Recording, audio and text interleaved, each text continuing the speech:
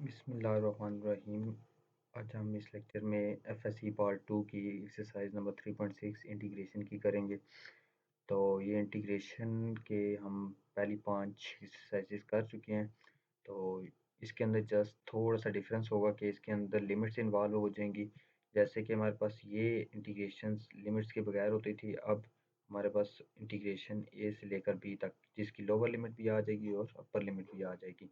उसका इंटीग्रेट करके फंक्शन का इंटीग्रेशन लेके हम लोगों ने उसके अंदर लिमिट्स पुट करनी होती है। पहले अपर लिमिट, फिर माइनस लोअर लिमिट। जैसे कि इसने ये फाई ऑफ एक्स के अंदर पहले बी पुट किया हुआ है, फिर माइनस, फिर ए पुट किया हुआ है फाई ऑफ ए। तो इसके अंदर अब लिमिट्स पुट करनी है आप लोगों ने। तो पहला क्वेश्चन है इसके अंदर। पहला क्वेश्चन आप लोग देख सकते हैं, काफ़ी आसान क्वेश्चन है। एक्स के प्लस वन की इंटीग्रेशन करनी है। सबसे पहले तो ये इंटीग्रेशन अलग अलग कर लेगा, एक्स स्क्वायर और वन के ऊपर इनकी इंटीग्रेशन करके। एक्स स्क्वायर की एक्स क्यूब बाई 3 होती है और वन की एक्स होती है। और इसके अच्छा, जब आपने ये इंटीग्रेशन लिख ली, उसके बाद आपने इसके ऊपर जो एक्स्ट्रा काम करना है, ये लिमिट्स की वजह से इसके ऊपर ये इस तरह सी लाइनें लगा के और इधर इसने इसकी लिमिट लिख लेनी है 1 से लेकर 2 तक। ठीक है, पहले अपर लिमिट पुट करनी है, फिर माइनस लोअर लिमिट मतलब 1 पुट करना है। तो इस तरह से एक ब्रैकेट बन गई और इसी तरह दूसरी ब्रैकेट इसकी अपर लिमिट माइनस एक्स की जगह 2, फिर एक्स की जगह 1। ये देख लें 2 माइनस 1। तो ये इसको कैलकुलेट करें तो ये हमारे पास 10/3 आता है। ठीक है, बिल्कुल इसी तरह क्वेश्चन नंबर 2 है। क्वेश्चन नंबर 2 के अंदर भी आपने यही काम करना है, इंटीग्रेशन सेपरेट करनी है। इंटीग्रेशन लेके आप लोगों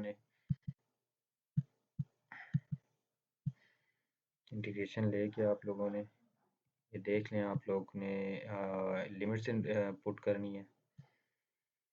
इसका ये 4/3 ऊपर जाके 3/4 हो जाएगा और फिर ये लिमिट्स पुट करेगा 1 की पावर 4/3 माइनस माइनस 1 की पावर 4/3 और ये 1 + 1 2 हो जाएगा। इसको सिंप्लीफाई करेंगे, 1 की पावर जो मर्जी हो 1 ही रहता है और -1 की पावर ये 4 है, इवन है तो ये +1 हो जाएगा।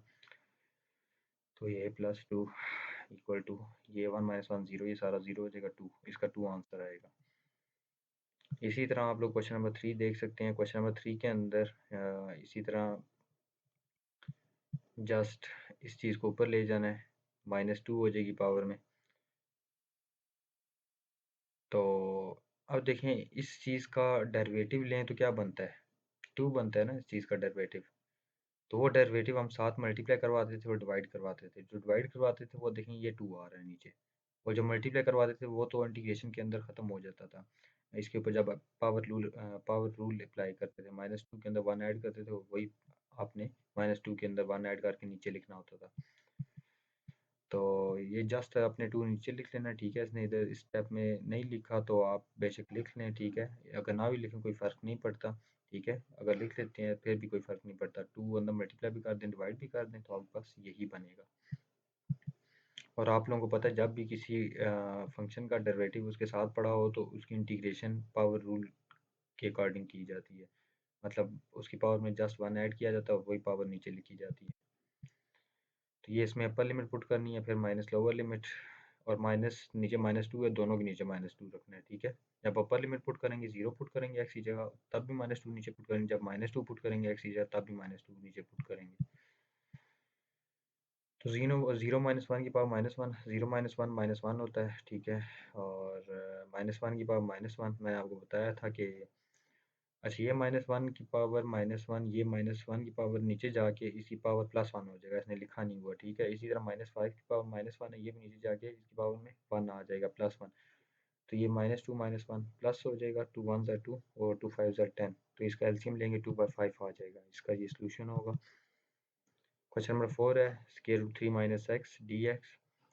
अच्छा, अब इसका डेरिवेटिव लें तो -1 बनना चाहिए। -1 बनता है 3 का 0 और x का 1 मतलब -1। तो आपने क्या करना है कि -1 जो है वो इधर मल्टीप्लाई भी करवाना है, बाय डिवाइड भी करवाना है, या ऐसा कीजिएगा जस्ट इसकी इंटीग्रेशन करके इसकी पावर 1/2 में 1 ऐड करके और वही पावर नीचे लिख के उसके साथ आपने ब्रैकेट में -1 लिख देना है। तो ये शायद इसी तरह से करेगा, ये देख लीजिएगा आप लोग।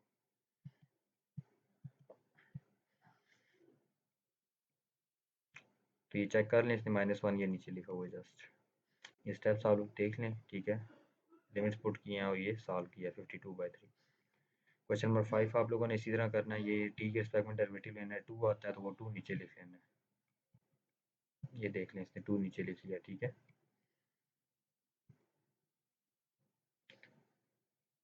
इसी तरह क्वेश्चन नंबर 6 है, क्वेश्चन नंबर 6 के अंदर x square root x square minus 1 d x. तो इसमें आप ये क्या करेगा, इसमें देख लेते हैं।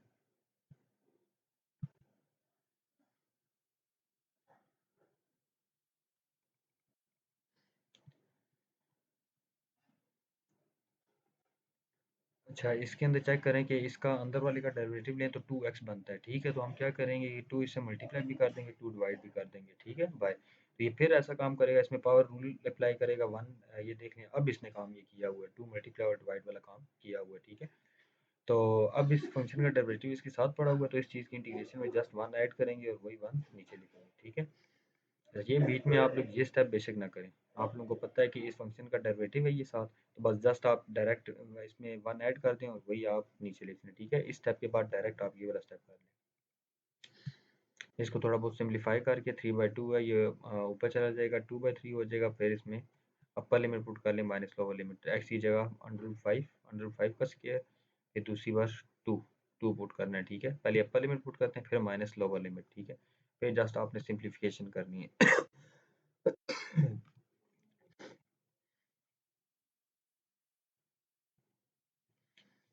क्वेश्चन नंबर 7 है, क्वेश्चन नंबर 7 के अंदर नीचे वाली का डेरिवेटिव लें तो ये 2x बनता है और 2 का 0। तो ये देखें 2x ऊपर बनाया जा सकता है, 2 मल्टीप्लाई करें और डिवाइड करें। इसने 2 मल्टीप्लाई और डिवाइड किया तो नीचे वाले का डेरिवेटिव ऊपर बन रहा है, तो ये log ऑफ नीचे वाली टर्म बनेगी, log ऑफ एक्स के प्लस 2। अच्छा, ये इसने फिर ये जब भी नीचे वाले का डेरिवेटिव ऊपर बन रहा है तो ये डेरिवेटिव ऑफ ये नीचे वाली टर्म ऊपर लिख लेगा, ठीक है। अगर ये स्टेप कर लेते हैं तो ठीक है, नहीं भी करते कोई फ़र्क नहीं पड़ता, ठीक है। आप डायरेक्ट इस स्टेप से इस स्टेप पे आ सकते हैं, ठीक है। log ऑफ एक्स के प्लस 2 1/2 उसी तरह बाहर लिखा रहेगा। अब इसमें अपर लिमिट पुट करेंगे 2 का स्क्वायर माइनस 1 का स्क्वायर। ये देख लें आपके पास ये जस्ट सिंप्लीफाई किया हुआ है, ठीक है।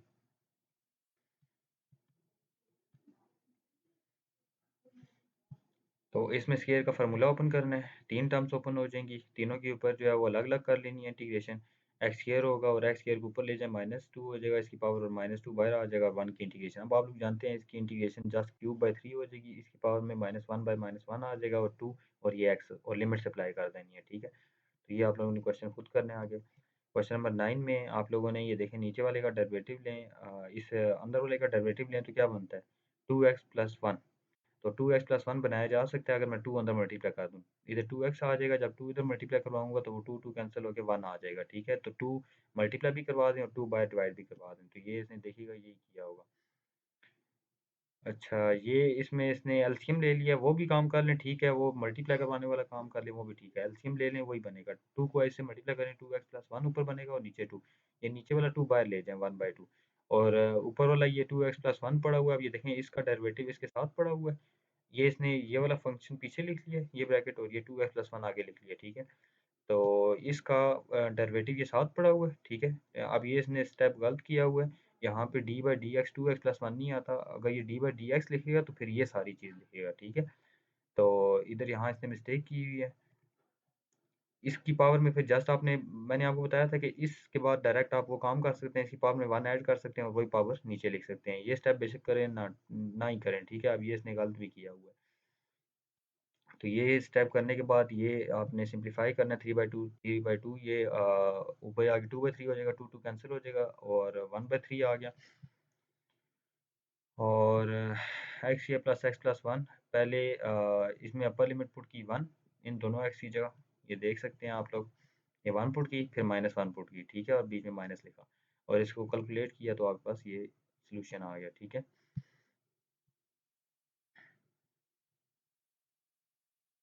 ये इसका फाइनल सॉल्यूशन है। क्वेश्चन नंबर 10 है, 10 के अंदर आप लोग देख सकते हैं एक्स के प्लस 9 है, इसको 3 का स्केयर लिख सकते हैं। आप हम जानते हैं 1/x के प्लस कॉन्स्टेंट का स्केयर हो तो ये tan inverse x divided by 3 आता है, ठीक है। tan inverse x divided by 3, और ये जो कांस्टेंट जो भी होता है कांस्टेंट का स्केयर, ये कांस्टेंट आपके पास वेरिएबल के नीचे भी डिवाइड होता है और उसके पीछे tan इनवर्स के पीछे भी डिवाइड होता है 1/3, ठीक है। फिर इसने अपर लिमिट पुट किया माइनस लोअर लिमिट, ठीक है। ये 3 पहले पुट किया, -0 पुट किया, 3 3 कैंसिल हो गया, 1 आ गया, ये 0 आ गया। tan इनवर्स 1 किस पे होता है, पाई/4 पे होता है, और tan इनवर्स 0 किस पे होता है, पाई/12 पे होता है, ठीक है। तो tan इनवर्स 0 0 पे होता है, ठीक है। ये तो 0 हो जाएगा और ये आपके पास पाई/12 आ जाएगा। क्वेश्चन नंबर 11 है cos t की इंटीग्रेशन करनी। ये तो बहुत सिंपल है। इसकी इंटीग्रेशन जस्ट आपके पास, आपको पता है कि sin t होती है, और sin t लिख के आपने उसमें जस्ट लिमिट्स पुट कर देनी है, sin pi by 3 minus sin pi by 6, उसके सोल्यूशन निकालने। इसी तरह ये क्वेश्चन भी काफ़ी इजी है। इस क्वेश्चन में आप लोग देख सकते हैं कि इसका डेरिवेटिव लें तो ये साथ पड़ा हुआ है, मतलब x का डेरिवेटिव 1 होता है, ये 1 आ गया, और ये x ऊपर जाएगा तो उसका डेरिवेटिव लें -1 पीछे, और उसकी पावर में से एक और कम करें -2, वो नीचे आके दोबारा वही बन जाएगा -1/x के। इन शॉर्ट वर्ड्स आप लोग मतलब कह सकते हैं 1/x का डेरिवेटिव -1/x स्क्वायर होता है, ठीक है। मतलब कि इसका डेरिवेटिव ये साथ पड़ा हुआ है, तो इस चीज़ की इंटीग्रेशन क्या करेंगे, इसकी पावर में 1 ऐड करेंगे और वही पावर नीचे लिखेंगे, और फिर आपने वो लिमिट्स अप्लाई कर देनी है, ठीक है। क्वेश्चन नंबर 13 है log ऑफ x 1 से 2। अब ये i equal to log of x। अब इसमें आपने log की इंटीग्रेशन हमारे पास नहीं होती, तो हम क्या करेंगे, इसमें हमने 3.4 में आपने देखा था कि log की इंटीग्रेशन कैसे की थी। जिस एक सिंगल फंक्शन आ जाए इंटीग्रेशन के अंदर और उसकी इंटीग्रेशन हम ना कर पा रहे हो, तो आप लोगों ने वन दूसरा फंक्शन लेके आपने बाई पार्ट लगाना है, ठीक है।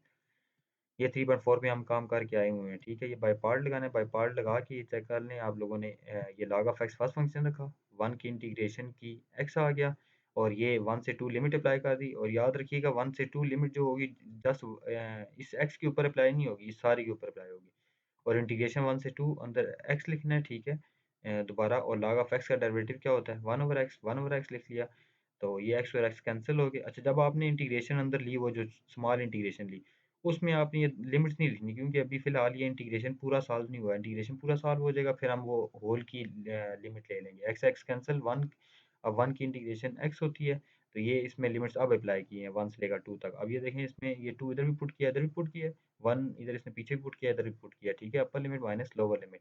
फिर इसी तरह 1 की इंटीग्रेशन x थी, x में भी इसी तरह किया, 2 माइनस 1, तो log 1 0 होता है, और 2 log 2 -2 में से 1 गया, 1 रह गया, ठीक है।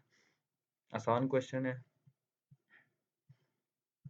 ये देख सकते हैं, ये आंसर है इसका, ठीक है। अब ये क्वेश्चन नंबर 14 है। 14 के अंदर जस्ट इंटीग्रेशन सेपरेट करें, सेपरेट करके इसकी इंटीग्रेशन मैंने बताई थी, ये खुद ही होता है, और इसकी पावर का डेरिवेटिव लें तो 1/2 आता है, 1/2 नीचे लिख लेंगे, और इसकी इंटीग्रेशन भी खुद ही होगा, इसकी पावर का डेरिवेटिव -1/2 आएगा, वो नीचे आ जाएगा। तो इसमें आप लोग 1/2 को ऊपर ले जाएं, 2 हो जाएगा, ये भी माइनस माइनस प्लस 2 हो जाएगा, और इसमें अपर लिमिट पुट करें, फिर माइनस लोअर लिमिट, ये देखें 2 माइनस 0, 2 माइनस 0, जस्ट माइनस साथ आ रहा है, ठीक है, माइनस इधर लिखना है। अब ये आप लोग इसको सिंप्लीफाई करें, और इसका ये सॉल्यूशन है। क्वेश्चन नंबर 15 है। 15 के अंदर 0 से लेकर π/4 cos theta plus sin theta by cos 2 theta plus 1 d theta. तो इसमें ये इसका सॉल्यूशन हम निकालें तो ये आप लोग चेक कर सकते हैं, cos 2 थीटा प्लस 1 की जगह इसने 2 cos स्क्वायर थीटा लिखा हुआ है, ये एक फार्मूला होता है, ठीक है। और ये इसने नीचे फार्मूला लिखा हुआ है, ठीक है। ये 2 इधर आके मल्टीप्लाई होगा, और 1 प्लस cos 2 थीटा इक्वल होगा 2 cos स्क्वायर थीटा के।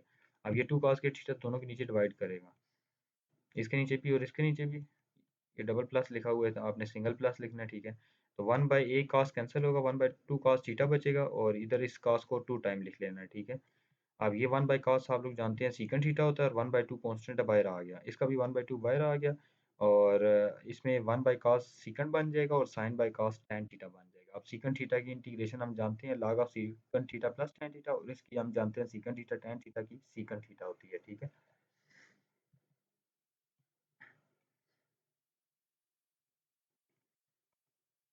तो ये देख लें, log of secant theta plus tan theta और उसकी सीकंट थीटा, बस आप लोगों को इंटीग्रेशन याद होनी चाहिए, उसके बाद आप लोग बड़े इजीली इसकी हर एक्सरसाइज को कर सकते हैं, ठीक है। फिर अपर लिमिट पुट की π/4 दोनों में, और फिर माइनस लोअर लिमिट, ये सीकंट 0 tan 0, ठीक है। इसी तरह फिर इसमें अपर लिमिट पुट की सीकंट π/4 माइनस सीकंट 0, और इस पे इसके ऊपर से ब्रैकेट अभी तक नहीं हटानी, क्योंकि अभी तक 1/2 बाहर है। 1/2 जब मल्टीप्लाई अंदर हो जाएगा, फिर आपने ये ब्रैकेट आप रिमूव कर सकते हैं, तो 1/2 इसका भी अंदर मल्टीप्लाई करना है। इस पहले अंदर वालों को कैलकुलेट कर लेगा, ठीक है। सीकंड π/4 इसका आंसर आप लोग कैसे निकाल सकते हैं, इसको cos π/4 को नीचे लेके जा सकते हैं, तो 1/cos π/4, cos π/4 की वैल्यू होती है 1/√2, वो √2 ऊपर चला जाएगा, ठीक है। और tan π/4 की वैल्यू होती है 1। इसी तरह log secant 0, इसको 1/cos 0 कर सकते हैं, cos 0 1 होता है, तो वो 1 आ जाएगा, ठीक है। और tan 0 0 होता है, ये 0 आ गया, ठीक है। तो इस तरह से आप लोग कैलकुलेट कर सकते हैं। cos क्यूब थीटा है, तो cos क्यूब को हम cos स्क्वायर इंटू cos लिख सकते हैं, cos स्क्वायर को हम लिख सकते हैं 1 माइनस साइन स्क्वायर थीटा, और cos theta D theta, cos बाहर ऐसे ही रहेगा, cos को अंदर मल्टीप्लाई कर दें 1 से, और इंटीग्रेशन अलग कर लें, और cos साइन स्क्वायर से मल्टीप्लाई कर दें, उसके ऊपर भी इंटीग्रेशन अलग कर लें। तो ये cos की इंटीग्रेशन sin थीटा होती है। इसी तरह sin स्क्वायर थीटा, अब sin थीटा का डेरिवेटिव क्या होता है? cos होता है, cos ये साथ पड़ा हुआ है, ठीक है? तो इसने इसलिए लिख लिया डेरिवेटिव ऑफ sin थीटा, मतलब ये इस cos थीटा की जगह ये भी तो लिख सकते हैं ना, sin थीटा का डेरिवेटिव cos थीटा ही होता है। तो देखें sin थीटा की डेरिवेटिव साथ पड़ा हुआ है, तो जस्ट इसकी पावर में 1 ऐड करना है और वही पावर नीचे लिखनी है, मतलब sin cube theta divided bye 3। इसमें तो इसने upper limit minus lower limit कर ली है, और बाकी नीचे आप लोगों को पता है जस्ट इसने अपर लिमिट इसमें पुट किया माइनस लोअर लिमिट। ये 1/3 इसने बाहर लिख लिया, ब्रैकेट के बाहर, ब्रैकेट में इसने लिमिट्स पुट कर ली हैं, फिर इसने ये सिंप्लीफाई करके अंदर 1/3 फिर अंदर मल्टीप्लाई कर देगा। तो ये 11/24 इसका सोल्यूशन आता है। क्वेश्चन नंबर 17 है cos square theta cos square theta D theta. तो ये cos स्क्वायर थीटा को कोसेकेंट स्क्वायर थीटा -1 में कन्वर्ट करेगा, ठीक है? तो इसमें आप लोग देख सकते हैं कि cos स्क्वायर थीटा को अंदर मल्टीप्लाई करेगा दोनों के साथ, दोनों के ऊपर इंटीग्रेशन। अच्छा, पहले कोसेकेंट स्क्वायर को 1 बाय साइन स्क्वायर में कन्वर्ट करेगा, ये cos square by sine square cot square बन जाएगा, इसके ऊपर इंटीग्रेशन अलग करेगा और cos स्क्वायर के ऊपर अलग करेगा, इन दोनों के ऊपर अलग कर ली, ठीक है? cos square by sine square cot square होता है, इस पे इंटीग्रेशन अलग की और cos स्क्वायर पे अलग। अब कॉट स्क्वायर फिर दोबारा वो कोसेकेंट स्क्वायर थीटा -1 में कन्वर्ट होगा, जो ऊपर हमने फार्मूला यूज़ किया, और cos स्क्वायर थीटा का फार्मूला होगा 1 + cos root theta divided by 2। ये देख लें, और ये cos स्क्वायर को दोबारा कन्वर्ट कर दिया, अब इंटीग्रेशन इन दोनों पे सेपरेट हो जाएगी, 2 इसका बाहर आएगा, उस 1 पे भी सेपरेट हो जाएगी, ठीक है? और cos थीटा पे भी सेपरेट हो जाएगी। ये देख लें, 1 पे सेपरेट है और cos 2 थीटा पे सेपरेट है, और दोनों के साथ 1/2 अलग से लिखा हुआ है क्योंकि 2 दोनों के नीचे था, ठीक है? तो इन चारों की इंटीग्रेशन की, अब ये चारों की इंटीग्रेशन काफ़ी आसान है। कोसेकेंट स्क्वायर थीटा की माइनस cot थीटा होती है, 1 की थीटा होती है, और इसको इसने लिखा नहीं है इधर, तो इसको लिखना चाहिए था। अच्छा, इसने ये पहले एलसीएम ले लिया इन दोनों का, ये भी 1 की इंटीग्रेशन है, ये भी 1 की इंटीग्रेशन है, इसलिए इसने दोनों का एलसीएम ले लिया। 2 को 1 से मल्टीप्लाई किया, -2 -2 -1 -3 -3/2 आ गई ये, -3/2, और ये इंटीग्रेशन सिंगल टाइम आ गई है। इन दोनों इंटीग्रेशंस को इसने सिंप्लीफाई कर लिया, ठीक है? आप लोग ऐसे भी करते हैं, अलग-अलग भी ले सकते हैं। असल में इसने इसलिए नहीं किया कि वो थोड़ा ज़्यादा बन जाएगा, ठीक है? तो ये थीटा आ जाएगा, और इधर आपके पास cos 2 थीटा की इंटीग्रेशन होती है sin 2 थीटा, और एंगल का डेरिवेटिव लें, 2 बचता है, वो 2 नीचे लिखना है, ठीक है? अब इसमें आप लोग इसके नेक्स्ट स्टेप में आपने इधर थीटा इंटीग्रेशन करनी है, इसमें पहले इसने upper limit minus lower limit put कर दिया, इसमें भी इसने upper limit minus lower limit put की होगी, और इधर इसने 1 की इंटीग्रेशन थीटा की। अब नेक्स्ट स्टेप में इसमें लिमिट्स पुट कर देगा, pi by theta minus pi by 4 minus pi by 6। तो ये देख सकते हैं आप लोग, ये तो ये इसने 2 इधर काटा है, पाई बाय 2 बचा, साइन पाई बाय 2 साइन 90 आप लोग निकाल लें, 2 इधर काटा, पाई बाय 3 60 हो गया, साइन 60 का आंसर निकाल लें, वो आपके पास इधर आता जाएगा, ठीक है? ये साइन 90 जो होता है वो 1 होता है, साइन 60 होता है √3/2, ठीक है? तो ये आप लोग साइंटिफिक कैलकुलेटर में इन करेंगे तो आपके पास एग्जैक्ट यही फ्रैक्शनल वैल्यूज आ जाएंगी, ठीक है? तो ये यहाँ तक इसका सोल्यूशन होगा। क्वेश्चन नंबर 18 है cos 4t। तो चलें, नेक्स्ट लेक्चर्स हम जो है वो इसके करेंगे नेक्स्ट से। अच्छा, ये मैं इसकी मैथ सिटी के ऊपर ये एक्सरसाइज पढ़ी हुई है, बाकी के क्वेश्चंस आप लोगों ने खुद ट्राई करने की कोशिश करनी है, मैं फिर भी एक बार ओवरव्यू दे दूंगा नेक्स्ट लेक्चर में।